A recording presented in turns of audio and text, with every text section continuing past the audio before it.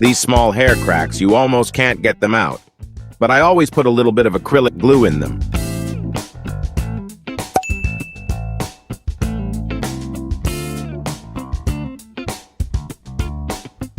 I press it well into that seam.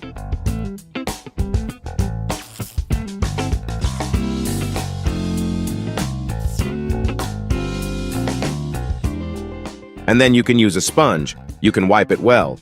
You do these tasks alone if you intend to paint the wall, because you always end up leaving a stain on the wall with your sponge or cloth. And then you can paint it twice or once, depending on what you want to do. But that was a textured wall. Here, you see a similar crack on a smooth wall. Once again, I am using acrylic caulk for this task.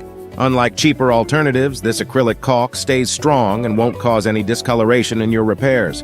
Once it's dry, you can paint the wall with latex for a flawless finish.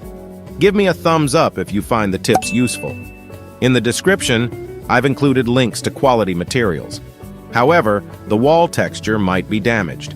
In the middle of the screen, I provide you with useful tips on how to restore the texture of a wall.